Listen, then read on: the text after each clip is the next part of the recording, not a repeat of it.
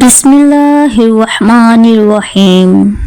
مسلمہ قذاب نے نبی مکرم صلی اللہ علیہ وآلہ وسلم کو خط لکھا، میرے ساتھ ایک معاہدہ کر لیں، جب تک آپ حیات ظاہری میں ہیں آپ نبی ہیں، جب آپ کا وصال ہو جائے تو میں نبی، یا یہ معاہدہ کر لیں کہ آدھے عرب کے آپ نبی، آدھے عرب کا میں نبی، معاذ اللہ۔ اس کے خط پر نبی صلی اللہ علیہ وآلہ وسلم نے جواب میں لکھا، میں تو اللہ کا رسول ہوں جبکہ تو کذاب ہے، جھوٹا ہے۔ جب نبی پاک نے خط میں کذاب لکھا تو فرمانے لگے، کون لے کے جائے گا یہ خط اس کذاب کے دربار میں؟ اب اس کے دربار میں جانا ہے، حالات بڑے خطرناک ہیں، اس کے آگے بھی بندے اور پیچھے بھی بندے ہیں، جان کا خطرہ بھی ہے۔ ایک صحابی تھے چابڑی فروش، سر پر ٹوکرا رکھ کر مدینے کی گلیوں میں کھجوریں بیچتے تھے، 11-12 بچوں کے باپ تھے، جسمانی طور پر بھی کمزور تھے، کھجوریں کھا رہے تھے، فٹافٹ اٹھے، ہاتھ کھڑا کر کے کہا، حضور کسی اور کی ڈیوٹی نہ لگائیے گا، میں جاؤں گا۔ جب یہ الفاظ جلد بازی میں کہے تو ان کے منہ سے کھجور کے ٹکڑے مجلس میں بیٹھے صحابہ کے چہروں پر گرے۔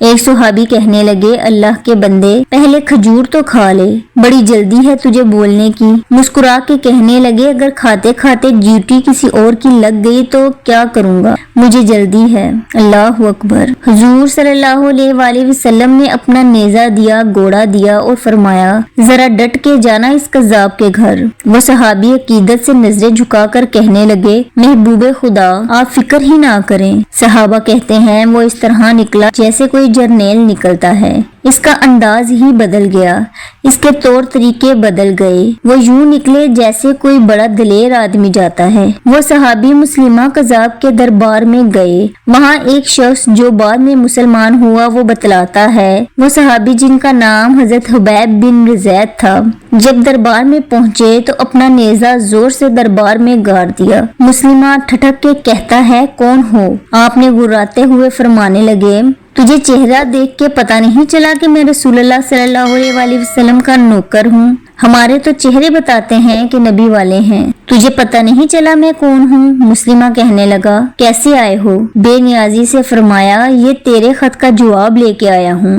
بادشاہوں کا طریقہ یہ تھا کہ وہ خط خود نہیں پڑھتے تھے، ساتھ ایک بندہ کھڑا ہوتا تھا، وہ خط پڑھتا تھا۔ تو مسلمہ نے خط اس کو دیا کہ پڑھو۔ جب اس نے خط پڑھا تو اس میں یہ بھی لکھا تھا، تو کذاب ہے۔ یہ جملہ وہاں موجود سب نے سن لیا، اکیلے میں ہوتا تو اور بات تھی۔ وہ آگ بگولا ہو گیا، آنکھیں سرخ ہو گئیں۔ سامنے حضرت حبیب بن زید تھے، وہ غصے سے تلوار لے کے اٹھا اور کہنے لگا، تیرے نبی نے مجھے کذاب کہا ہے، تیرا کیا خیال ہے؟ حبیب بن زید مسکرا کے فرمانے لگے، خیال والی بات ہی کوئی نہیں، جسے میرا نبی کذاب کہے وہ ہوتا ہی کذاب ہے، تو 7 سمندروں کا پانی بھی بہا دے تو بھی تیرا جھوٹ دھل نہیں سکتا۔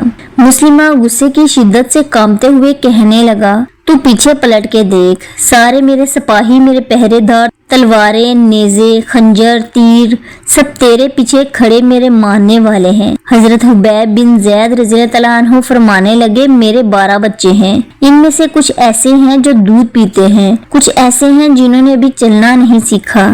میں جب رسول اللہ صلی اللہ علیہ وآلہ وسلم کا پیغام لے کے نکلا تھا تو میں نے پلٹ کے بچے نہیں دیکھے، تو تیرے پہرے دار کیسے دیکھوں گا؟ جو جی میں آتا ہے کر۔ غلام محمد صلی اللہ علیہ وآلہ وسلم جان دینے سے نہیں ڈرتے۔